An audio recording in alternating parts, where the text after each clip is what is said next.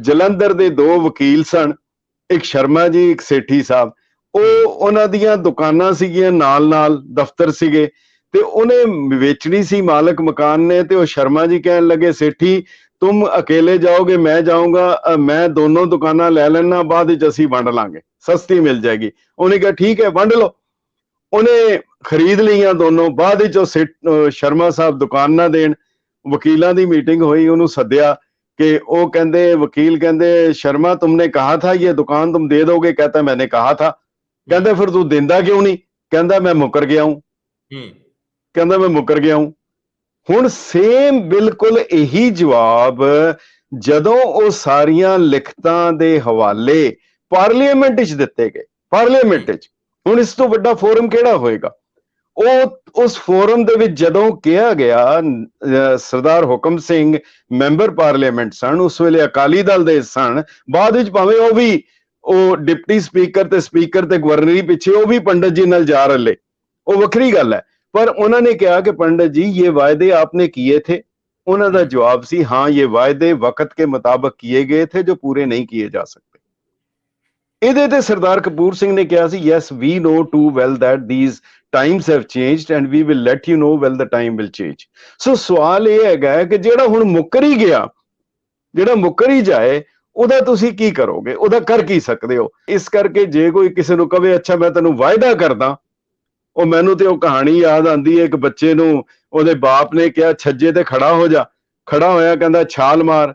ਉਹ ਛਾਲ ਮਾਰਨ ਲੱਗਾ, ਉਹਨੇ ਹੱਥ ਪਿੱਛੇ ਕਰ ਲਿਆ, ਡਿੱਗਾ, ਦੰਦ ਟੁੱਟ ਗਏ। ਕਹਿੰਦਾ ਪਿਓ ਨੂੰ ਤੂੰ ਮੇਰੇ ਨਾਲ ਕਿਉਂ ਕੀਤਾ? ਕਹਿੰਦਾ ਇਹ ਤੈਨੂੰ ਲੈਸਨ ਦੇਣਾ ਸੀ, ਇਸ ਜ਼ਿੰਦਗੀ ਵਿੱਚ ਸਕੇ ਪਿਓ ਦਾ ਇਤਬਾਰ ਨਾ ਕਰੀ। ਤੇਜਾ ਸਿੰਘ ਸਾਬਰ ਦੀ ਬਹੁਤ ਅੱਛੀ ਲਾਈਨ ਸੀ।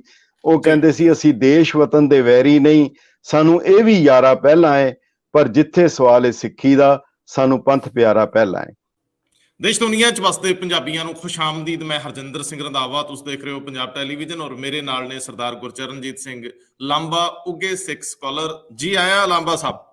ਬਹੁਤ ਬਹੁਤ ਧੰਨਵਾਦ ਰੰਧਾਵਾ ਜੀ, ਤੁਹਾਡੇ ਥਰੂ, ਤੁਹਾਡੇ ਰਾਹੀਂ ਦਰਸ਼ਕਾਂ ਨੂੰ ਉਹਨਾਂ ਦੇ ਨਾਲ ਮੁਲਾਕਾਤ ਕਰਨ ਲਈ। ਵਾਹਿਗੁਰੂ ਜੀ ਕਾ ਖਾਲਸਾ, ਵਾਹਿਗੁਰੂ ਜੀ ਕੀ ਫਤਿਹ। ਵਾਹਿਗੁਰੂ ਜੀ ਕੀ ਫਤਿਹ। ਲਾਂਬਾ ਸਾਹਿਬ, ਅਸੀਂ ਤਾਂ ਬੀਤਿਆ ਬਰਤਾਂਤ ਆ, ਤੁਹਾਡੀ ਅਜੇ ਵਿਦੇਸ਼ੀ ਵਸਣ ਵਾਲਿਆਂ ਦੀ ਸ਼ਾਮ ਹੈ। ਮੈਂ ਗੱਲ ਕਰਨ ਲੱਗਿਆ ਯੂਐਨ ਦੇ ਸਥਾਪਨਾ ਦਿਵਸ ਦੇ ਸੰਬੰਧ 'ਚ।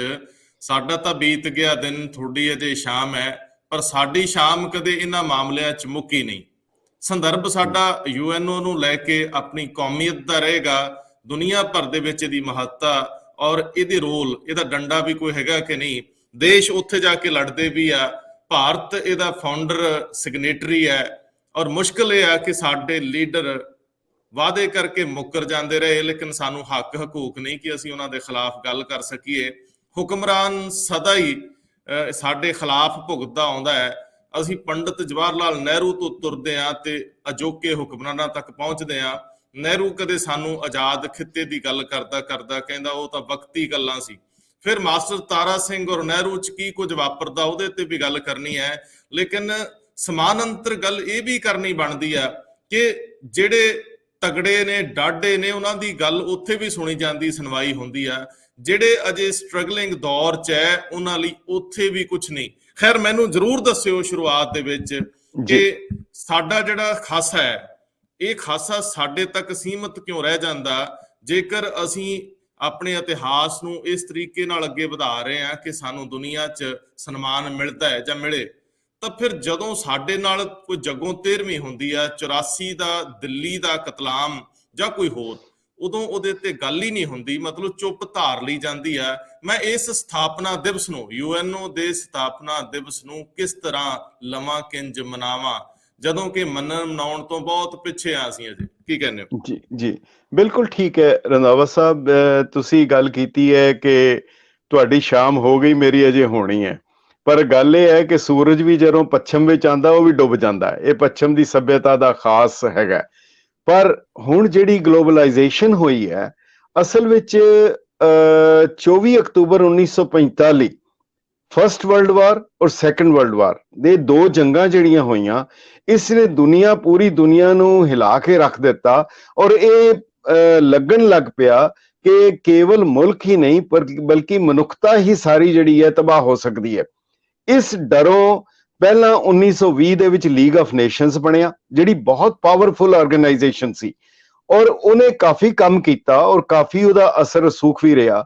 ਪਰ ਜਦੋਂ ਦੂਜੀ ਆਲਮੀ ਜੰਗ ਦੇ ਬਾਅਦ, ਸੈਕੰਡ ਵਰਲਡ ਵਾਰ ਦੇ ਬਾਅਦ 24 ਅਕਤੂਬਰ 1945 ਨੂੰ ਮੁਲਕ ਇਕੱਠੇ ਹੋਏ ਔਰ ਉਹਨਾਂ ਨੇ ਇੱਕ ਐਸੀ ਆਰਗੇਨਾਈਜੇਸ਼ਨ ਬਣਾਉਣ ਦੀ ਗੱਲ ਕੀਤੀ, ਜਿਹੜੀ ਨਾ ਕੇਵਲ ਮੁਲਕਾਂ ਦੀ, ਨਾ ਕੇਵਲ ਦੇਸ਼ਾਂ ਦੀ, ਬਲਕਿ ਇੰਡੀਵਿਜੂਅਲਸ ਦੀ ਵੀ, ਉਹਨਾਂ ਦੇ ਫੰਡਾਮੈਂਟਲ ਹਿਊਮਨ ਰਾਈਟਸ, ਉਹਨਾਂ ਦੀ ਇਕੁਐਲਿਟੀ, ਉਹਨਾਂ ਦੀ ਬਲਕਿ ਜੈਂਡਰ ਇਕੁਐਲਿਟੀ ਵੀ, ਉਹਨਾਂ ਦੇ ਰਿਲੀਜੀਅਸ ਰਾਈਟਸ, ਉਹਨਾਂ ਦੇ ਪੋਲੀਟੀਕਲ ਰਾਈਟਸ ਔਰ ਵਾਤਾਵਰਣ ਔਰ ਹਰ ਚੀਜ਼ ਨੂੰ ਸੁਰੱਖਿਅਤ ਰੱਖਣ ਦਾ ਇੱਕ ਅਹਿਦ ਕੀਤਾ ਗਿਆ।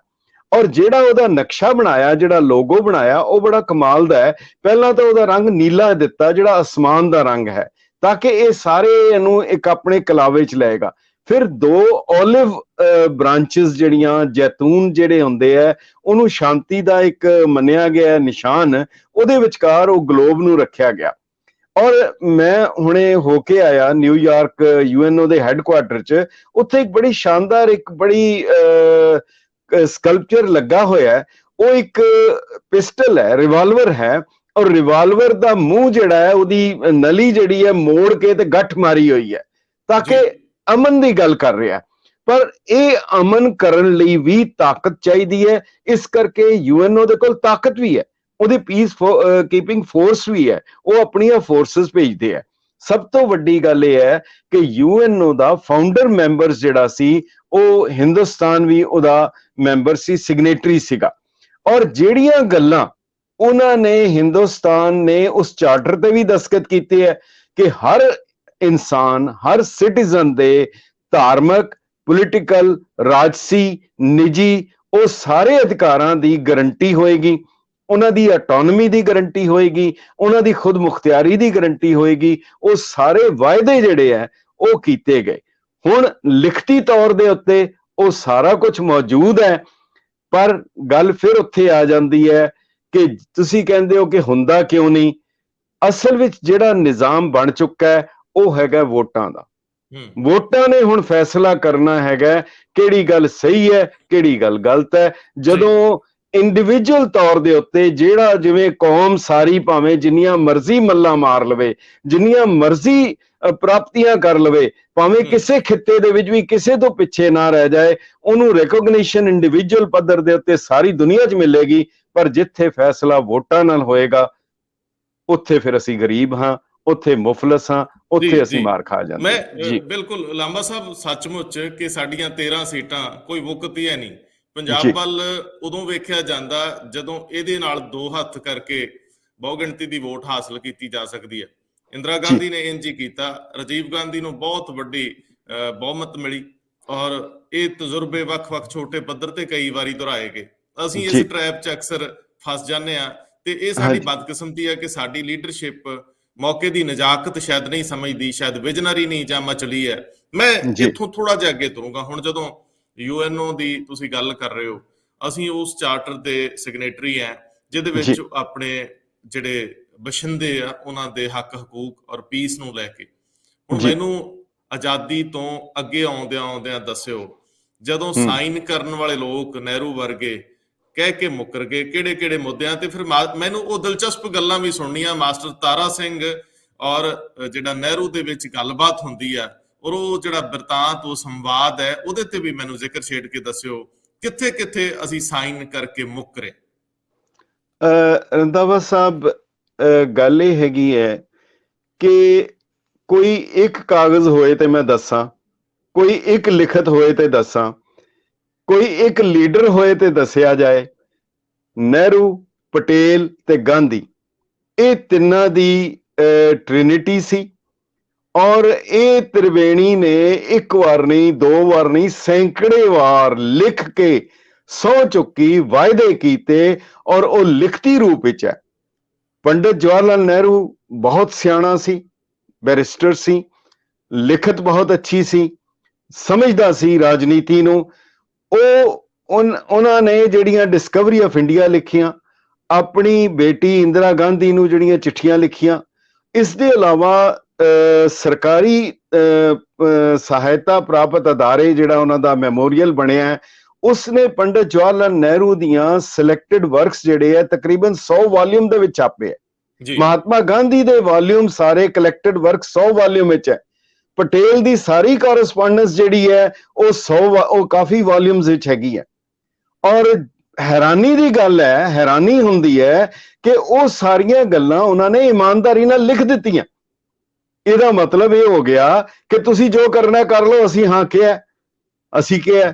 ਉਹ ਤਾਂ ਮੈਂ ਇੱਕ ਛੋਟੀ ਜੀ ਗੱਲ ਹੈ, ਥੋੜਾ ਜਿਹਾ ਲਾਂਭੇ ਜਾਵਾਂ, ਪਰ ਜੇ ਇੱਕ ਆਮ ਪੱਧਰ ਦੇ ਉੱਤੇ ਜਲੰਧਰ ਦੇ 2 ਵਕੀਲ ਸਨ, ਇੱਕ ਸ਼ਰਮਾ ਜੀ, ਇੱਕ ਸੇਠੀ ਸਾਹਿਬ, ਉਹਨਾਂ ਦੀਆਂ ਦੁਕਾਨਾਂ ਸੀਗੀਆਂ, ਨਾਲ ਦਫ਼ਤਰ ਸੀਗੇ, ਤੇ ਉਹਨੇ ਵੇਚਣੀ ਸੀ ਮਾਲਕ ਮਕਾਨ ਨੇ। ਤੇ ਉਹ ਸ਼ਰਮਾ ਜੀ ਕਹਿਣ ਲੱਗੇ, ਸੇਠੀ तुम अकेले जाओगे, मैं जाऊंगा, मैं दोनों दुकाना ले लेना, बाद विच असीं वंड लांगे, सस्ती मिल जाएगी। उन्हें कहा ठीक है वंड लो। उन्हें खरीद लिया दोनों। बाद विच शर्मा साहब दुकान ना देन, वकीलों की मीटिंग हुई, उन्होंने सद्या कि वो कहते, वकील कहते शर्मा तुमने कहा था ये दुकान तुम दे दोगे? कहता मैंने कहा था। कहता फिर तू देंदा क्यों नहीं? कहता मैं मुकर गया हूं। कहता मैं मुकर गया हूं। ਹੁਣ ਸੇਮ ਬਿਲਕੁਲ ਇਹੀ ਜਵਾਬ ਜਦੋਂ ਉਹ ਸਾਰੀਆਂ ਲਿਖਤਾਂ ਦੇ ਹਵਾਲੇ ਪਾਰਲੀਮੈਂਟ ਵਿੱਚ ਦਿੱਤੇ ਗਏ, ਪਾਰਲੀਮੈਂਟ ਵਿੱਚ।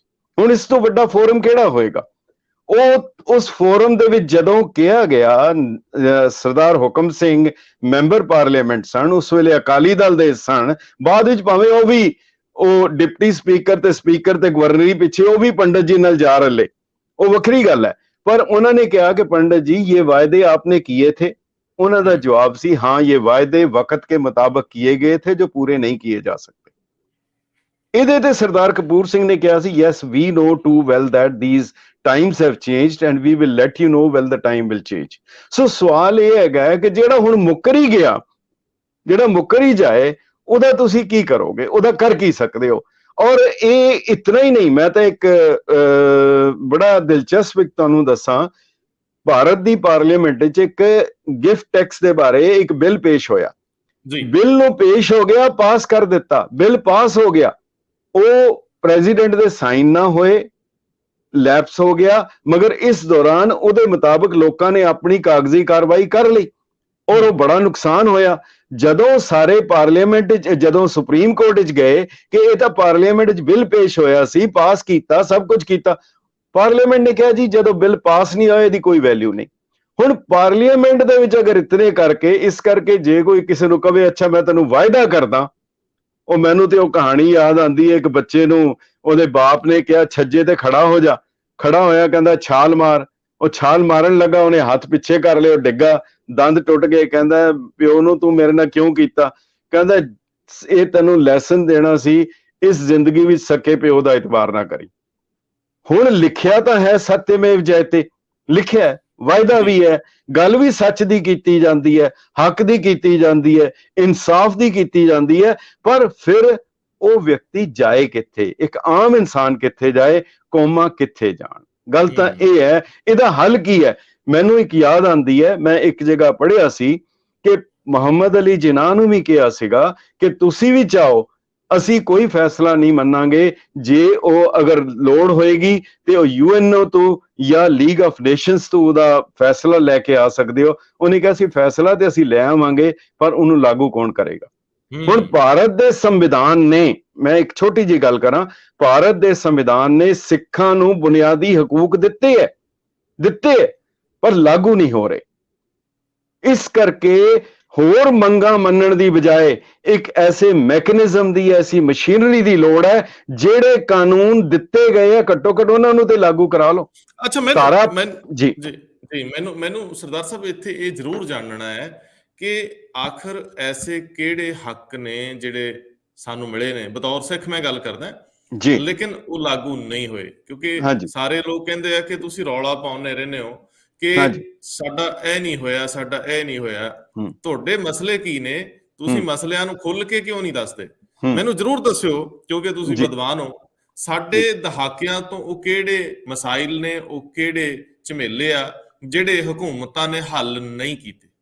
ਬੜਾ ਸਿੰਪਲ ਹੈ, ਮੈਂ ਜ਼ਿਆਦਾ ਨਹੀਂ ਜਾਵਾਂਗਾ, ਉਹ ਫਿਰ ਵੇਰਵਾ ਇੱਕ ਬੜਾ ਵੱਖਰਾ ਸਬਜੈਕਟ ਹੈ। ਮੈਂ ਸਿਰਫ 2 ਗੱਲਾਂ, ਭਾਰਤ ਦੀ ਪਾਰਲੀਮੈਂਟ ਨੇ ਸਿੱਖ ਦੀ ਪਰਿਭਾਸ਼ਾ ਦਿੱਤੀ ਹੈ, ਭਾਰਤ ਦੀ ਪਾਰਲੀਮੈਂਟ ਨੇ, ਯੂਨੈਨਿਮਸਲੀ ਪਾਸ ਹੋਈ ਹੈ, ਔਰ ਉਹ ਦਿੱਲੀ ਸਿੱਖ ਗੁਰਦੁਆਰਾ ਮੈਨੇਜਮੈਂਟ ਐਕਟ ਦੇ ਵਿੱਚ ਉਹ ਪਾਸ ਹੋਈ ਹੈ। Sikh is a keshdhari person who believes and follows the teachings of Guru Granth Sahib only and has no other religion। ਇਹ ਪਾਰਲੀਮੈਂਟ ਨੇ ਪਾਸ ਕਰਤੀ, ਬਿਲਕੁਲ ਠੀਕ ਹੈ, ਇਹਦੇ 'ਚ ਕੋਈ ਦਿੱਕਤ ਨਹੀਂ। ਹੁਣ ਮਿਨੋਰਿਟੀਜ਼ ਕਮਿਸ਼ਨ, ਉਹਦੇ 'ਚ ਸਿੱਖ ਵੀ ਇੱਕ ਪਾਰਟੀ ਹੈ, ਪਰ ਜਦੋਂ ਕਾਨੂੰਨ ਲਾਗੂ ਕਰਨ ਦੀ ਗੱਲ ਆਉਂਦੀ ਹੈ, ਸਿੱਖ ਨੂੰ ਆਪਣੀ ਇਨਕਮ ਟੈਕਸ ਰਿਟਰਨ ਭਰਨ ਲੱਗਿਆ ਉਹਨੂੰ ਲਿਖਣਾ ਪੈਂਦਾ ਹੈ, I am head of a Hindu family, my family is a Hindu undivided family, ਮੈਂ karta of a Hindu family ਹਾਂ। ਉਹ ਸਿੱਖ ਨਹੀਂ ਲਿਖ ਸਕਦਾ, ਸਿੱਖ ਨਹੀਂ ਲਿਖ ਸਕਦਾ, ਉਹਨੂੰ ਹਿੰਦੂ ਲਿਖਣਾ ਪਏਗਾ। ਉਹਨੂੰ marriage certificate under Hindu marriage act ਹੈ, ਉਹਨੂੰ ਅਗਰ ਸਕਸੈਸ਼ਨ ਸਰਟੀਫਿਕੇਟ ਹੈ ਅੰਡਰ ਹਿੰਦੂ ਸਕਸੈਸ਼ਨ ਐਕਟ। ਬਾਕੀ ਗੱਲਾਂ ਤੇ ਛੱਡ ਦਿਓ, ਜਿੱਥੇ ਇੱਕ ਸਿੱਖ ਹੋਣ ਦਾ ਅਧਿਕਾਰ ਵੀ ਕਾਨੂੰਨੀ ਨਹੀਂ ਦਿੱਤਾ ਜਾ ਰਿਹਾ, ਬਾਕੀ ਗੱਲਾਂ ਬਾਅਦ ਹੈ। ਮੈਂ ਇੱਕ ਹੋਰ ਹਵਾਲਾ ਛੋਟਾ ਜਿਹਾ ਦੇਣਾ ਚਾਹਾਂਗਾ। ਕੋਈ ਵੀ ਕਾਨੂੰਨ, ਕੋਈ ਵੀ ਨਿਯਮ, ਕੋਈ ਵੀ ਆਰਡਰ, ਕੋਈ ਵੀ ਨੋਟੀਫਿਕੇਸ਼ਨ ਭਾਰਤ ਦੇ ਸੰਵਿਧਾਨ ਦੇ ਵਿਪਰੀਤ ਨਹੀਂ ਹੋ ਸਕਦਾ। ਇਹਨੂੰ ਕਹਿੰਦੇ ਆ ਅਲਟਰਾ ਵਾਇਰਸ। ਅਗਰ ਕੋਈ ਕਾਨੂੰਨ, ਕੋਈ ਆਰਡਰ ਇੰਡੀਅਨ ਕਨਸਟੀਟਿਊਸ਼ਨ ਦੇ ਵਿਰੋਧ ਵਿੱਚ ਹੈ ਤਾਂ ਉਸ ਨੂੰ ਅਲਟਰਾ ਵਾਇਰਸ ਕਿਹਾ ਜਾਂਦਾ ਹੈ, ਉਹ ਗਲਤ ਹੈ, ਨਾਜਾਇਜ਼ ਹੈ। ਸੰਵਿਧਾਨ ਕਦੀ ਵੀ ਆਪਣੀ ਵਿਆਖਿਆ ਨਹੀਂ ਕਰਦਾ, ਐਕਸਪਲੇਨੇਸ਼ਨ ਨਹੀਂ ਦਿੰਦਾ, ਇਹ ਕੋਰਟਾਂ ਦਾ ਕੰਮ ਹੈ। ਪਰ ਬੜੀ ਹੈਰਾਨੀ ਦੀ ਗੱਲ ਹੈ, ਸਾਡੇ ਬਜ਼ੁਰਗਾਂ ਨੇ ਇੱਕ ਚੀਜ਼ ਕਰਵਾਈ, ਜਦੋਂ ਆਰਟੀਕਲ 25(2)B ਜਦੋਂ ਲਿਆਂਦਾ, ਉਹਦੇ ਵਿੱਚ ਵਿਆਖਿਆ ਲਿਖੀ ਗਈ, ਐਕਸਪਲੇਨੇਸ਼ਨ ਹੈ that carrying and possessing of kirpans, kirpan ਵੀ ਨਹੀਂ ਲਿਖਿਆ, kirpans ਹੈ, plural ਹੈ, carrying and possessing of kirpans by a Sikh is professing his religion। Now nothing can be, ਇਹਨੂੰ ਕੋਈ ਰੋਕ ਨਹੀਂ ਸਕਦਾ, curtail ਨਹੀਂ ਕਰ ਸਕਦਾ। ਪਰ ਅੱਜ ਐਗਜ਼ਾਮ ਪੇਪਰ ਦੇਣ ਜਾਂਦੇ ਆ, ਰੋਕ ਲਿਆ ਜਾਂਦਾ। ਪਾਰਲੀਮੈਂਟ ਦੇ ਮੈਂਬਰ ਸਿਮਰਨਜੀਤ ਸਿੰਘ ਮਾਨ ਜਾਣਾ ਚਾਹੁੰਦੇ, ਉਹਨਾਂ ਨੂੰ ਰੋਕ ਲਿਆ ਜਾਂਦਾ, ਹੋਰ ਚੀਜ਼ਾਂ ਕੀਤੀਆਂ ਜਾਂਦੀਆਂ। ਸੋ ਫਿਰ ਉਹਦਾ ਫਾਇਦਾ ਕੀ ਹੋਇਆ ਉਹ ਲਿਖਣ ਦਾ, ਉਹਦੇ ਕਰਨ ਦਾ? ਜੀ, ਇਹ ਬੜੀ ਬੁਨਿਆਦੀ ਚੀਜ਼ ਹੈ। ਇਹ ਤਾਂ ਸਿਰਫ ਇੱਕ ਨਮੂਨੇ ਮਾਤਰ ਮੈਂ ਤੁਹਾਨੂੰ ਦੱਸਿਆ, ਬਾਕੀ ਤੇ ਇਹਦੀ ਵਿਆਖਿਆ ਜੇ ਕੋਈ ਕਿਧਰੇ ਕੋਈ ਗੱਲ ਹੋਏ ਇਹਦੇ ਤੇ ਬਿਲਕੁਲ ਕੀਤੀ ਜਾ ਸਕਦੀ, ਵਿਆਖਿਆ ਇਹਦੀ ਦਿੱਤੀ ਜਾ ਸਕਦੀ। ਲਾਂਬਾ ਸਾਹਿਬ, ਮੈਨੂੰ ਇੱਥੇ ਇਹ ਜ਼ਰੂਰ ਜਾਣਨਾ ਹੈ, ਕਿਉਂਕਿ ਸੰਦਰਭ ਐਸਾ ਹੈ। ਮੈਨੂੰ ਇਹ ਦੱਸੋ ਕਿ ਅੱਜ ਤਾਂ ਸਾਡੇ ਹਾਕਮ ਜਿਹੜੇ ਦੇਸ਼ ਨੂੰ ਚਲਾਉਂਦੇ ਆ, ਉਹਨਾਂ ਕੋਲ ਇਸ ਤਰ੍ਹਾਂ ਦੀਆਂ ਉਦਾਹਰਨਾਂ ਨੇ ਕਿ ਫਲਾਂ ਨੇ ਨਹੀਂ ਕੀਤਾ, ਫਲਾਂ ਨੇ ਨਹੀਂ ਕੀਤਾ, ਫਲਾਂ ਨੇ ਨਹੀਂ ਕੀਤਾ। ਇੱਕ ਫਹਿਰਿਸਤ ਆ, ਇੱਕ ਲਿਸਟ ਹੈ, ਨਹਿਰੂ ਤੋਂ ਲੈ ਕੇ ਹੁਣ ਤੱਕ। ਲੇਕਿਨ ਜਦੋਂ ਅਜੇ ਦੇਸ਼ ਆਜ਼ਾਦ ਹੀ ਹੋਇਆ ਸੀ ਤੇ ਉਦੋਂ ਕਿਉਂਕਿ ਪ੍ਰੋਮਿਸਸ ਵੀ ਕੀਤੇ ਗਏ ਸੀ, ਔਰ ਇਹ ਟੇਬਲ ਤੇ ਵੀ ਇਕੱਠੇ ਬੈਠਦੇ ਰਹੇ ਸਾਡੀ ਲੀਡਰਸ਼ਿਪ। ਮੈਨੂੰ ਇਹ ਸਮਝਾਓ ਕਿ ਸਾਡੀ ਲੀਡਰਸ਼ਿਪ ਉਦੋਂ ਕਿੱਥੇ ਮਾਤ ਖਾ ਗਈ, ਕਿੱਥੇ ਗਲਤੀ ਖਾ ਗਈ, ਕਿ ਇਹਨਾਂ ਦਾ ਬੈਠਣ ਦਾ ਮਸੌਦਿਆਂ ਦੇ ਉੱਤੇ ਲੈਵਲ ਇੱਕ ਨਹੀਂ ਸੀ, ਮਿਆਰ ਨਹੀਂ ਸੀ, ਇਹਨਾਂ ਨੂੰ ਘਟਾ ਕੇ ਵੇਖਿਆ ਜਾਂਦਾ ਸੀ, ਇਹ ਵਿਜ਼ਨਰੀ ਨਹੀਂ ਸੀ। ਕਿਉਂਕਿ ਜਦੋਂ ਦੇਸ਼ ਆਜ਼ਾਦ ਹੁੰਦਾ ਹੈ ਤਾਂ ਬਹੁਤ ਸਾਰੇ ਸਮਝੌਤਿਆਂ ਦੇ ਤਹਿਤ ਅਸੀਂ ਅੱਗੇ ਵੱਧਦੇ ਹਾਂ, ਤੇ ਉਦੋਂ ਦੀ ਲੀਡਰਸ਼ਿਪ ਲਗਭਗ ਇੱਕੋ ਪੇਜ ਤੇ ਵਿਚਰਦੀ ਹੋਊਗੀ। ਤਾਂ ਮੈਨੂੰ ਦੱਸਿਓ ਕਿ ਉਦੋਂ ਇਹ ਮਸਲੇ ਤੁਰੰਤ ਹੱਲ ਕਿਉਂ ਨਾ ਕਰਾਏ ਗਏ, ਜਾਂ ਤੁਰੰਤ ਆਜ਼ਾਦੀ ਦੇ ਬਾਅਦ ਗੱਲ ਸੁਣਨੀ ਬੰਦ ਹੋ ਗਈ ਸੀ? ਕੋਈ ਇਤਿਹਾਸ ਤਾਂ ਹੋਊਗਾ ਜਿਹਨੂੰ ਤੁਸੀਂ ਘੋਖਿਆ ਹੋਊਗਾ। ਰੰਧਾਵਾ ਸਾਹਿਬ, ਬਿਲਕੁਲ ਇੱਕ ਆਮ ਬੰਦਾ ਇਹੀ ਸੋਚਦਾ ਹੈ ਕਿ ਕੀ ਹੋਏਗਾ। ਸਵਾਲ ਇਹ ਹੈ ਕਿ ਜੇ ਅਗਰ ਤੁਸੀਂ ਇਸ ਸਵਾਲ ਤੋਂ ਪਹਿਲੇ ਇਹ ਅਗਰ ਜਾਣ ਲਵੋ ਕਿ ਉਹ ਵਾਅਦੇ ਕੀਤੇ ਕੀ ਗਏ ਸੀ, ਅਗਰ ਉਹ ਪਤਾ ਲੱਗ ਜਾਏ, ਫਿਰ ਉਸ ਦੇ ਬਾਅਦ ਕੀ ਹੋਇਆ, ਇਹ ਦੋ ਵੱਖ-ਵੱਖ ਪਹਿਲੂ ਹੈਗੇ ਆ। ਅਸੀਂ ਉਵੇਂ ਹੀ ਸ਼ੁਰੂ ਕਰ ਲੈਂਦੇ ਹਾਂ ਵੀ ਅਸਲ ਦੇ ਵਿੱਚ ਪ੍ਰੋਮਿਸਸ ਹੈ ਕੀ ਸੀ। ਜਦੋਂ ਟੇਬਲ ਟਾਕ ਹੋਈ, ਜਦੋਂ ਇਹ ਬੈਠੇ ਸਿਰ ਜੁੜੇ, ਤੇ ਗੱਲ ਕੀ ਹੋਈ ਸੀ, ਸਾਡੇ ਨਾਲ ਪ੍ਰੋਮਿਸਸ ਕੀ ਹੋਏ? ਮੈਂ ਇਹਦੇ ਚੋਂ ਮੈਂ ਆਪਣੀ ਤਰਫੋਂ ਕੁਝ ਨਹੀਂ ਕਵਾਂਗਾ, ਕੋਈ ਇੱਕ ਲਫ਼ਜ਼ ਨਹੀਂ ਬੋਲਾਂਗਾ, ਤਾਂ ਕਿ ਵਿਦਨ ਇਨਵਰਟਡ ਕਾਮਾ ਵਿਦਨ ਕੋਟਸ ਹੈਗਾ। 9 ਜਨਵਰੀ 1940 ਅਲੀਗੜ੍ਹ ਦੇ ਵਿੱਚ ਪੰਡਿਤ ਜਵਾਹਰ ਲਾਲ ਨਹਿਰੂ ਜੀ ਸਪੀਚ ਦਿੰਦੇ ਹੈ, ਜਿਹੜੀ ਕਿ ਅਗਲੇ ਦਿਨ ਨੈਸ਼ਨਲ ਹੈਰਲਡ ਵਿੱਚ ਛਪਦੀ ਹੈ, ਔਰ ਜਿਹੜੀ selected works of Jawahar Lal Nehru ਦੇ ਵੋਲਿਊਮ 10 ਪੇਜ 287 ਦੇ ਉੱਤੇ ਲਿਖੀ ਹੈ। ਉਹਦੇ ਚ ਕਹਿੰਦੇ ਆ ਕਿ ਇਨ ਦੀ constituent assembly proposed by the Congress, the question of minorities will not be decided by a majority of votes as understood by some of you, but by common consent, and failing that, by referring to an arbitration board not of British people but by other nations, preferably the League of Nations। ਇੱਕ 14 ਦਸੰਬਰ 1939 ਨੂੰ ਇਹ Bombay chronicle ਦੇ ਵਿੱਚ ਛਪੀ ਹੈ speech Bombay ਦੀ ਹੈ। The minorities issue can be settled with the consent of the minorities themselves, failing which it can be referred to an international tribunal। ਫਿਰ 10 ਜਨਵਰੀ 1940 ਗਾਜ਼ੀਆਬਾਦ ਵਿੱਚ ਪੰਡਤ ਜੀ ਦੀ ਸਪੀਚ ਹੈ ਜਿਹੜੀ ਹਿੰਦੁਸਤਾਨ ਟਾਈਮਜ਼ ਵਿੱਚ ਛਪੀ ਹੈ ਔਰ ਇਹ ਕਿਤਾਬ ਦੇ ਵੋਲਿਊਮ 10 ਪੇਜ 425 ਤੇ ਹੈ। In order to allay the fears of minorities, the Congress has offered that if the minorities so decide, they can send in their representative to the Constituent Assembly by the method of separate electorate. Furthermore, decisions on communal issues are not to be taken by a majority vote but by common consent. And in the event of a deadlock by such international bodies as the League of Nations or the International Court of Justice, The Hague। ਫਿਰ 2 ਮਈ 1940 ਪੰਡਤ ਜੀ ਦਾ ਜਵਾਬ ਹੈ, ਕਹਿੰਦੇ so far as the minorities are concerned, we are prepared to give the amplest guarantees to them and might be referred to the impartial international tribunal of League of Nations or the Hague Court or any other such body। Thus the minority rights are given every conceivable protection। ਇਸ ਦੇ ਇਲਾਵਾ press ਨੂੰ ਬੰਬੇ ਦੇ ਵਿੱਚ ਉਹਨਾਂ ਦੀ 25 October ਦੀ ਹੈ। The Sikhs are very small in numbers, but I do not think there is the slightest chance of their being tyrannized by anybody।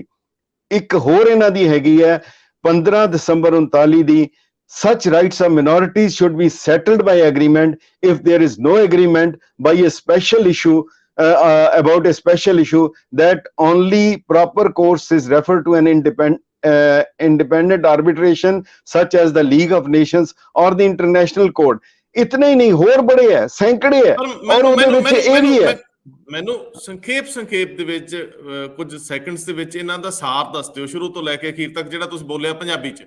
ਜੀ ਉਹਦਾ ਸਾਰ ਹੈ ਜੀ ਕਿ ਇਹਨਾਂ ਦੇ ਘੱਟੋ ਘੱਟ 50 ਜਗ੍ਹਾ ਦੇ ਉੱਤੇ ਹੈਗਾ, ਜਿਹਦਾ ਸਾਰ ਇਹ ਹੈ ਕਿ ਮਿਨੋਰਿਟੀਜ਼ ਜਿਹੜੀਆਂ ਉਹ ਆਪਣੇ ਧਰਮ ਦੇ ਆਧਾਰ ਦੇ ਉੱਤੇ ਆਪਣੇ ਮੈਂਬਰ ਪਾਰਲੀਮੈਂਟ ਚ ਭੇਜ ਸਕਣਗੀਆਂ, ਨੰਬਰ 1। ਨੰਬਰ 2, ਜੇ ਚਾਹਣ ਇਹ ਮੁਲਕ ਤੋਂ ਵੱਖ ਹੋਣਾ ਚਾਹਣ ਉਹਦਾ ਵੀ ਅਧਿਕਾਰ ਹੋਏਗਾ, ਇਹ ਵੀ ਹੈਗਾ। ਇਸ ਦੇ ਇਲਾਵਾ ਇਹ ਵੀ ਹੈ ਕਿ ਹਰ ਮਾਮਲਾ ਮੈਜੋਰਿਟੀ ਜਿਹੜੀ ਹੈ ਮਿਨੋਰਿਟੀਜ਼ ਦਾ ਕੋਈ ਮਾਮਲਾ ਤੈਅ ਨਹੀਂ ਕਰੇਗੀ। ਜੇ ਲੋੜ ਹੋਏਗੀ ਤੇ ਇਹ ਇੰਟਰਨੈਸ਼ਨਲ ਕੋਰਟ ਆਫ ਜਸਟਿਸ ਜਾ ਸਕਦੇ ਹੈ, ਆਰਬਿਟ੍ਰੇਸ਼ਨ ਵਿੱਚ ਜਾ ਸਕਦੇ ਹੈ। ਇਹ ਸਾਰਿਆਂ ਦਾ ਸਾਰ ਮੁੱਦਾ ਇਹ ਸੀਗਾ। ਅਸੀਂ ਵਾਅਦਾ ਕਰਦੇ ਹਾਂ, ਅਸੀਂ ਸਹੁੰ ਚੁੱਕਦੇ ਹਾਂ, ਇਹ ਸਾਡੀ ਸੋਲਮ ਐਸ਼ੋਰੈਂਸ ਹੈ ਕਿ ਘੱਟ ਗਿਣਤੀਆਂ ਨੂੰ ਹਰ ਉਹਨਾਂ ਦੀ ਸੈਟਿਸਫੈਕਸ਼ਨ ਦੇ ਮੁਤਾਬਕ ਹੀ ਹੋਏਗਾ। ਹੁਣ ਤੁਸੀਂ ਕਹਿੰਦੇ ਹੋ ਕਿ ਇਹਦਾ ਲਾਗੂ ਕਿਉਂ ਨਹੀਂ ਹੋਇਆ?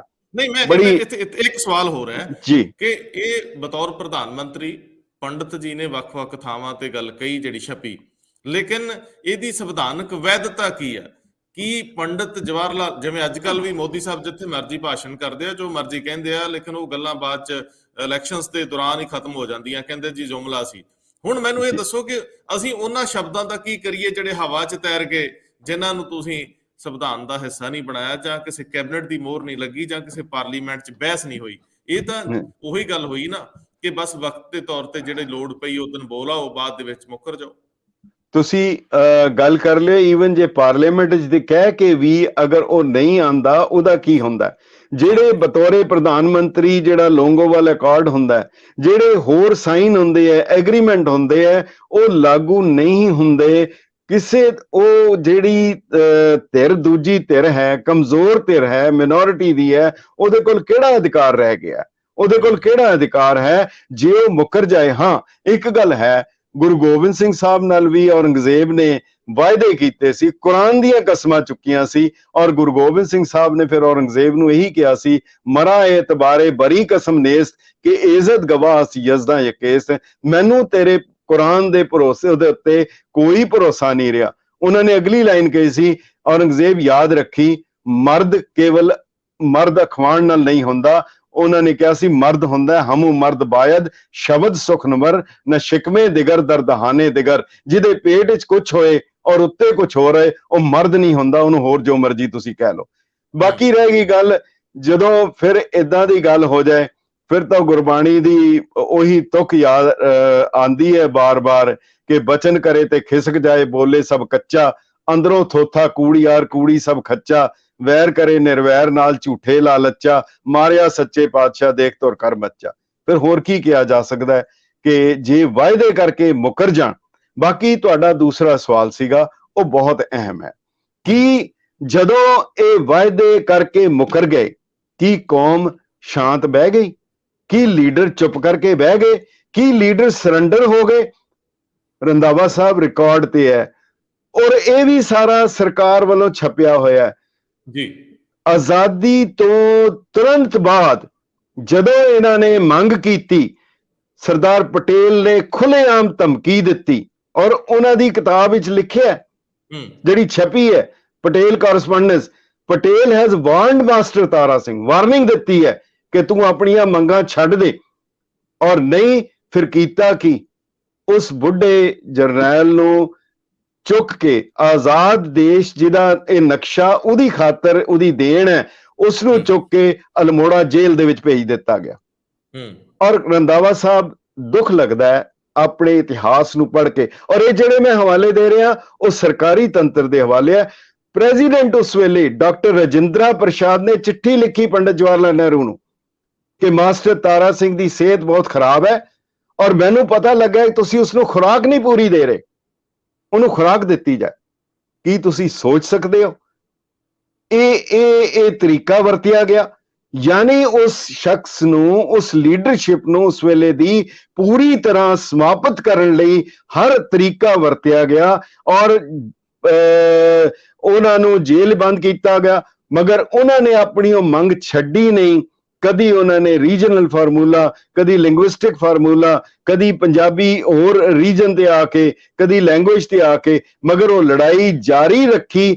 ਉਸ ਲੜਾਈ ਨੂੰ ਜਾਰੀ ਰੱਖਣਾ ਹੀ ਇਹ ਜਿਹੜੀ ਸੀ ਬੜੀ ਵੱਡੀ ਚੁਣੌਤੀ ਸੀ, ਔਰ ਜਿਹੜੀ ਬਾਅਦ ਵਿੱਚ ਮਾਸਟਰ ਤਾਰਾ ਸਿੰਘ ਦੇ ਅਖੀਰਲੇ ਟਾਈਮ ਤੱਕ ਆ ਕੇ ਉਹ ਸਿੱਖ ਹੋਮਲੈਂਡ ਦੇ ਰੂਪ ਵਿੱਚ ਆਈ, ਜਿਹੜੀ ਬਾਅਦ ਵਿੱਚ ਉਸੇ ਦਾ ਰੂਪ ਜਿਹੜਾ ਉਹ ਬਦਲ ਕੇ ਦੂਜਾ ਹੋਇਆ। ਸੋ ਲੜਾਈ ਬੰਦ ਨਹੀਂ ਕੀਤੀ, ਜਦੋਜਹਿਦ ਬੰਦ ਨਹੀਂ ਕੀਤੀ, ਉਹ ਲੜਾਈ ਜਦੋਜਹਿਦ ਲਗਾਤਾਰ ਜਾਰੀ ਰਹੀ। ਔਰ ਇਸ ਦੌਰਾਨ ਮਾਸਟਰ ਤਾਰਾ ਸਿੰਘ ਦੀਆਂ ਪੰਡਿਤ ਜਵਾਹਰ ਲਾਲ ਨਹਿਰੂ ਨਾਲ ਕਈ ਮੁਲਾਕਾਤਾਂ ਵੀ ਹੋਈਆਂ। ਮਾਸਟਰ ਪੰਡਿਤ ਜਵਾਹਰ ਲਾਲ ਨਹਿਰੂ ਅਕਾਲ ਤਖਤ ਸਾਹਿਬ ਵੀ ਗਏ, ਔਰ ਉੱਥੇ ਜਾ ਕੇ ਫਿਰ ਉਹਨਾਂ ਨੇ ਇੱਕ ਹੋਰ ਵਾਅਦਾ ਕੀਤਾ ਲਿਖਤੀ ਤੌਰ ਦੇ ਉੱਤੇ ਨਹਿਰੂ ਤਾਰਾ ਸਿੰਘ ਪੈਕਟ ਵਿੱਚ ਕਿ ਸਰਕਾਰ ਗੁਰਦੁਆਰਿਆਂ ਦੇ ਮਾਮਲੇ 'ਚ ਦਖਲ ਨਹੀਂ ਦੇਗੀ। ਇਹਦਾ ਮਤਲਬ ਇਹ ਮੰਨ ਗਏ ਕਿ ਸਰਕਾਰ ਦਖਲ ਦਿੰਦੀ ਹੈ। ਹੁਣ ਇੱਕ ਐਸੀ ਕੌਮ ਜਿਹੜੀ ਘੱਟ ਗਿਣਤੀ 'ਚ ਆ ਗਈ, ਜਿਹਦੇ ਕੋਲ ਕੋਈ ਤਾਕਤ ਨਹੀਂ ਹੈ, ਜਿਹਦੇ ਕੋਲ ਹੋਰ ਤਾਕਤ ਨਹੀਂ ਹੈ, ਉਹ ਇਤਨਾ ਕੁਝ ਕਰਕੇ ਸੈਂਕੜੇ, ਔਰ ਦੇਖੋ 12 ਜੂਨ 1960 ਨੂੰ ਪੰਡਿਤ ਜਵਾਹਰ ਲਾਲ ਨਹਿਰੂ ਦੇ ਕਹਿਣ ਤੇ ਦਿੱਲੀ ਦੇ ਵਿੱਚ ਸ਼ਰੇਆਮ ਸਿੱਖਾਂ ਨੂੰ ਕੁੱਟਿਆ ਗਿਆ। ਅਗਲੇ ਮਹੀਨੇ ਪੰਡਿਤ ਜਵਾਹਰ ਲਾਲ ਨਹਿਰੂ ਦੀ ਚਿੱਠੀ ਛਪਦੀ ਹੈ, ਉਹ ਮੈਨੂੰ ਪਤਾ ਲੱਗਾ ਕੋਈ ਛੋਟੀ ਮੋਟੀ ਘਟਨਾ ਹੋ ਗਈ। ਸ਼ਰੇਆਮ ਦਿੱਲੀ ਦੀਆਂ, ਮੈਂ ਤਾਂ ਅੱਗੇ ਵੀ ਇੱਕ ਵਾਰ ਕਿਹਾ ਸੀ, ਅਗਰ 12 ਜੂਨ ਨਾ ਹੁੰਦਾ 6 ਜੂਨ ਨਹੀਂ ਸੀ ਹੋਣਾ ਜੀ। ਇਹ ਸਰਕਾਰ ਦਾ ਜਦੋਂ ਵਤੀਰਾ ਹੀ ਇਹੀ ਹੋ ਜਾਏ, ਜਦੋਂ ਫਿਰ ਉਹ ਤੇਰੇ ਇਹ ਮੰਨ ਲਵੇ, ਅੱਖਾਂ ਬੰਦ ਕਰ ਲਵੇ, ਉਹਦੀ ਗੱਲ ਹੀ ਨਾ ਕਰੇ, ਉਹਦਾ ਜ਼ਿਕਰ ਤੱਕ ਵੀ ਨਾ ਕਰੇ ਕਿ ਐਜ਼ ਇਫ ਕੁਝ ਹੋਇਆ ਹੀ ਨਹੀਂ। ਪਰ ਇੱਕ ਗੱਲ ਹੈ, ਅਮਰੀਕਾ ਦੀ ਆਰਗੇਨਾਈਜੇਸ਼ਨ ਹੈ USCIRIF, ਬਾਈਲੈਟਰਲ ਜਿਹੜੀ ਬਾਈਪਾਰਟੀਜ਼ਨ ਹੈ, ਉਹਨੇ ਬਾਰ-ਬਾਰ ਜ਼ਿਕਰ ਕੀਤਾ, ਨਾ ਕੇਵਲ ਭਾਰਤ ਦਾ, ਪਾਕਿਸਤਾਨ ਦਾ, ਬਰਮਾ ਦਾ, ਅਫਗਾਨਿਸਤਾਨ ਦਾ, ਰਸ਼ੀਆ ਦਾ, ਹਰ ਮੁਲਕ ਦਾ, ਜਿੱਥੇ-ਜਿੱਥੇ ਉਹ UN ਚਾਰਟਰ ਦੇ ਮੁਤਾਬਕ ਉਹਨੂੰ ਕਮੀਆਂ ਲੱਗਦੀਆਂ, ਔਰ ਉਹ ਕਰਦੇ ਰਹੇ ਆ। ਔਰ ਖਾਸ ਕਰਕੇ ਉਹਨਾਂ ਨੇ ਇਹ ਧਾਰਾ 25 ਦਾ ਜ਼ਿਕਰ ਵੀ USCIRIF ਦੀ ਰਿਪੋਰਟ ਵਿੱਚ ਕਈ ਵਾਰ ਹੋਇਆ ਹੈਗਾ ਜੀ। ਮੈਂ ਇਹ ਜ਼ਰੂਰ ਪੁੱਛੂੰਗਾ ਤੁਹਾਡੇ ਕੋਲ ਕਿ ਜਦੋਂ ਇੰਜ ਵਾਪਰ ਜਾਂਦਾ ਹੈ, ਕੀ ਕਿਸੇ ਇੰਡੀਵਿਜੂਅਲ ਨੂੰ ਹੱਕ ਹੈ ਕਿ ਉਹ UN ਵਰਗੀ ਜਗ੍ਹਾ ਤੇ ਜਾ ਸਕੇ? ਕਿਸੇ ਕੌਮ ਨੂੰ ਹੱਕ ਹੈ ਕਿ ਉਹ ਉੱਥੇ ਆਪਣੀ ਗੱਲ ਰੱਖ ਸਕੇ? ਜਾਂ ਸਿਰਫ ਰਾਸ਼ਟਰ ਜਿਹੜੇ ਆ, ਨੇਸ਼ਨਸ ਨੇ, ਉਹੀ ਸਿਰਫ ਆਪਣੀ ਗੱਲ ਰੱਖ ਸਕਦੇ, ਇੱਕ ਦੂਜੇ ਦੇ ਖਿਲਾਫ ਜਾ ਸਕਦੇ ਆ, ਜਾਂ ਉੱਥੇ ਆਪਣਾ ਕੋਈ ਰੈਜ਼ੋਲੂਸ਼ਨ ਲਿਆ ਸਕਦੇ ਆ?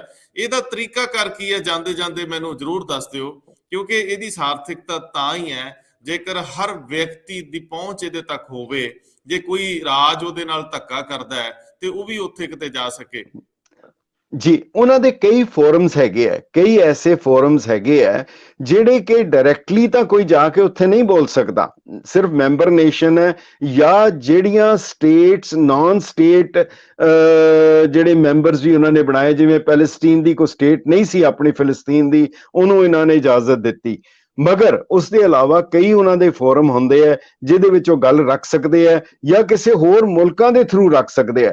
ਜਿਵੇਂ ਹੁਣ ਕਈ ਵਾਰੀ ਕਈ ਮੁਲਕ ਭਾਵੇਂ ਉਹ ਗਵਾਂਢੀ ਮੁਲਕਾਂ ਦੀ ਜਾਂ ਦੂਜਿਆਂ ਦੀ ਗੱਲਬਾਤ ਆਪਸ ਵਿੱਚ ਰੱਖਦੇ ਆ ਔਰ ਉਹ ਬੋਲਦੇ ਵੀ ਹੈਗੇ ਆ। ਹੁਣ ਵੀ ਇਹਨਾਂ ਦੀ ਆਪਸ ਵਿੱਚ ਖਿੱਚੋਤਾਣ ਹੁੰਦੀ ਰਹਿੰਦੀ ਹੈ, ਕਈ ਮੁਲਕ ਦੂਜਿਆਂ ਦੀ ਗੱਲ ਕਰਦੇ ਆ। ਪਰ ਜਿਹੜਾ ਫੋਰਮ ਮੈਂ ਤੁਹਾਨੂੰ ਦੱਸਿਆ ਹੈਗਾ ਅਮਰੀਕਾ ਦਾ ਹੈਗਾ, ਔਰ ਉਹਨਾਂ ਨੇ ਓਪਨ ਸੱਦਾ ਵੀ ਦਿੱਤਾ ਹੈਗਾ ਕਿ ਜੇ ਕੋਈ ਉਹ ਇਹਦਾ ਹਿੱਸਾ ਹੈ, ਹਿੱਸਾ ਨਹੀਂ, ਉਹ ਇੰਡੀਪੈਂਡੈਂਟ ਹੈਗਾ। ਮਗਰ ਅਸੀਂ ਗੱਲ ਯੂਐਨ ਦੀ ਕਰ ਰਹੇ ਹਾਂ ਜੀ। ਫਿਰ ਜੇ ਕੋਈ ਧਰਮ ਜਾਣਾ ਚਾਹੁੰਦਾ ਹੈ, ਆਪਣੀ ਗੱਲ ਰੱਖਣਾ ਚਾਹੁੰਦਾ ਹੈ, ਮਤਲਬ ਕਿ ਇਹ ਸਿਰਫ ਦੇਸ਼ਾਂ ਨੂੰ ਹੀ ਰਿਪਰੈਜ਼ੈਂਟ ਕਰਦਾ ਹੈ, ਇਹ ਦੁਨੀਆ 'ਚ ਸ਼ਾਂਤੀ ਲਈ ਹੀ ਸਿਰਫ ਕੰਮ ਕਰਦਾ ਹੈ, ਜਾਂ ਇਹ ਅੰਦਰੂਨੀ ਹਾਲਾਤਾਂ ਨੂੰ ਵੀ ਕਿਸੇ ਵੇਲੇ ਉਹ ਮੇਰਾ ਖਿਆਲ ਹੈ ਫਿਲਹਾਲ ਅਜੇ ਇਸ ਤਰ੍ਹਾਂ ਦਾ ਨਹੀਂ ਹੈ ਕੋਈ ਇੰਡੀਵਿਜੂਅਲ ਸ਼ਾਇਦ, ਔਰ ਇਹਦੇ ਤੇ ਹੋ ਸਕਦਾ ਹੈ ਜਿਹੜੇ ਐਕਸਪਰਟ ਹੈਗੇ ਆ ਕੋਈ ਦੱਸ ਸਕਣ ਕੋਈ ਹੋਰ ਤਰੀਕਾ ਹੋਏ ਜਿਨ੍ਹਾਂ ਨੂੰ ਇੰਟਰਨੈਸ਼ਨਲ ਲਾਅ ਦਾ ਜਾਂ ਇਸ ਲਾਅ ਦਾ ਅਗਰ ਨੌਲੇਜ ਹੋਏ। ਮੈਂ ਸਮਝਦਾ ਕਿ ਇਸ ਬਾਰੇ ਮੈਂ ਬਹੁਤਾ ਨਹੀਂ ਕੁਝ ਕਹਿ ਨਹੀਂ ਸਕਾਂਗਾ ਜੀ। ਆਖਰੀ ਗੱਲ, ਅੱਜ ਦੇ ਦਿਨ ਯੂਐਨ 'ਚ ਭਾਰਤ ਦੀ ਕੀ ਸਥਿਤੀ ਆ? ਆਖਰੀ ਸਿਰਫ ਕੁਝ ਸੈਕਿੰਡਸ ਦੇ ਵਿੱਚ ਮੈਨੂੰ ਜ਼ਰੂਰ ਦੱਸ ਦਿਓ ਕਿ ਭਾਰਤ ਉੱਥੇ ਕਿਸ ਤਰੀਕੇ ਨਾਲ ਵਿਚਰਦਾ ਹੈ। ਅਸੀਂ ਉਹਦੇ ਸਥਾਈ ਮੈਂਬਰ ਹੈ, ਅਸੀਂ ਉਹਦੇ ਇਨਵਾਈਟੀ ਮੈਂਬਰ ਹੈ, ਅਸੀਂ ਕਿਸ ਹੈਸੀਅਤ ਦੇ ਵਿੱਚ ਉੱਥੇ ਖੜੇ ਆ, ਸਾਡੀ ਵਕਤ ਕਿੰਨੀ ਕੁ ਹੈ ਔਰ ਸਾਨੂੰ ਤਵੱਜੋ ਕਿੰਨੀ ਕੁ ਦਿੱਤੀ ਜਾਂਦੀ ਹੈ?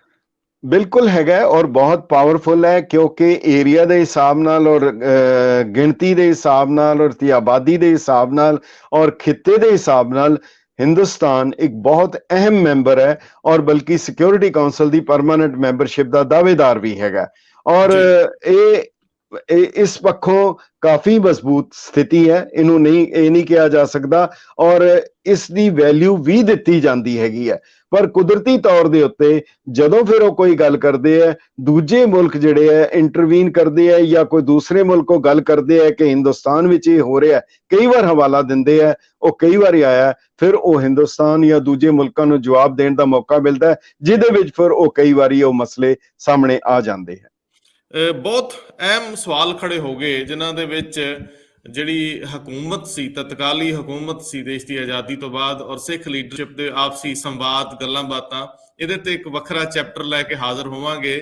ਮਾਸਟਰ ਤਾਰਾ ਸਿੰਘ ਔਰ ਪੰਡਿਤ ਜਵਾਹਰ ਲਾਲ ਨਹਿਰੂ ਦੀ ਆਪਸੀ ਨੋਕ ਝੋਕ ਔਰ ਹੋਰ ਬਹੁਤ ਕੁਝ, ਗਾਂਧੀ ਦੇ ਨਾਲ ਨਹਿਰੂ ਦਾ ਇੱਕ ਲਗਾਤਾਰ ਕਨਫਲਿਕਟ ਔਰ ਬਾਕੀ ਚੀਜ਼ਾਂ, ਇਹਨਾਂ ਦੇ ਉੱਤੇ ਸਰਦਾਰ ਸਾਹਿਬ ਤੁਸੀਂ ਨਜ਼ਰ ਰੱਖਿਓ, ਇਤਿਹਾਸ ਦੀਆਂ ਨੁਕਰਾਂ ਖੂੰਜਿਆਂ 'ਚ ਕੁਝ ਕੱਢਿਓ, ਫਿਰ ਆਪਾਂ ਇਕੱਠੇ ਹੁੰਦੇ ਆ। ਅੱਜ ਲਈ ਬਹੁਤ ਧੰਨਵਾਦ, ਤੁਸੀਂ ਬੜੀ ਜਾਣਕਾਰੀ, ਭਰਪੂਰ ਜਾਣਕਾਰੀ ਮੁਹੱਈਆ ਕਰਵਾਈ। ਬਹੁਤ ਬਹੁਤ ਤੁਹਾਡਾ ਧੰਨਵਾਦ ਹੈ। ਤੇ ਵਾਕਈ ਇਹ ਮਸਲਾ ਬਹੁਤ ਹੀ ਅਹਿਮ ਹੈ, ਪਰ ਜਿਹੜੀ ਸਾਡੀ ਡਿਟਰਮੀਨੇਸ਼ਨ ਹੈ ਕੌਮੀ ਜਿਹੜੀ ਹੈ, ਉਹ ਸਾਨੂੰ ਜ਼ਰੂਰ, ਉਹ ਸਿਰਫ ਇੱਕ ਲਾਈਨ ਜਿਹੜੀ ਸੀਗੀ ਉਹਨਾਂ ਦੀ ਤੇਜਾ ਸਿੰਘ ਸਾਬਰ ਦੀ ਬਹੁਤ ਅੱਛੀ ਲਾਈਨ ਸੀ। ਉਹ ਕਹਿੰਦੇ ਸੀ ਅਸੀਂ ਦੇਸ਼ ਵਤਨ ਦੇ ਵੈਰੀ ਨਹੀਂ, ਸਾਨੂੰ ਇਹ ਵੀ ਯਾਰਾ ਪਹਿਲਾਂ ਹੈ, ਪਰ ਜਿੱਥੇ ਸਵਾਲ ਹੈ ਸਿੱਖੀ ਦਾ, ਸਾਨੂੰ ਪੰਥ ਪਿਆਰਾ ਪਹਿਲਾਂ ਹੈ। ਕੋਈ ਦੇਸ਼ ਵਤਨ ਦੀ ਇੱਜ਼ਤ ਲਈ ਜੇ ਜਿੰਦ ਮੰਗੇ ਤੇ ਹਾਜ਼ਰ ਹਾਂ, ਕੋਈ ਸਿੱਖਾਂ ਤਾਤਾ ਇਸ ਲਈ ਜੇ ਅੰਗ ਅੰਗੇ ਤੇ ਹਾਜ਼ਰ ਹਾਂ, ਆਜ਼ਾਦੀ ਲਈ ਜੇ ਖੂਨ ਅੰਦਰ ਕੋਈ ਹੱਥ ਰੰਗੇ ਤੇ ਹਾਜ਼ਰ ਹਾਂ, ਸੂਲੀ ਦੀਆਂ ਤਿੱਖੀਆਂ ਨੋਕਾਂ ਤੇ ਜੇ ਸੀਸ ਟੰਗੇ ਤੇ ਹਾਜ਼ਰ ਹਾਂ, ਪਰ ਸਾਨੂੰ ਹੋਰ ਗੱਲਾਂ ਸਭ ਪਿੱਛੋਂ ਨੇ ਤੇ ਪੰਥ ਪਿਆਰਾ ਪਹਿਲਾਂ ਹੈ। ਕੋਈ ਦੇਸ਼ ਕਹਿੰਦਾ ਜਿੱਥੇ ਸਵਾਲ ਹੈ ਸਿੱਖੀ ਦਾ, ਸਾਨੂੰ ਪੰਥ ਪਿਆਰਾ ਪਹਿਲਾਂ। ਬਹੁਤ ਬਹੁਤ ਧੰਨਵਾਦ। ਧੰਨਵਾਦ ਭਾਈ।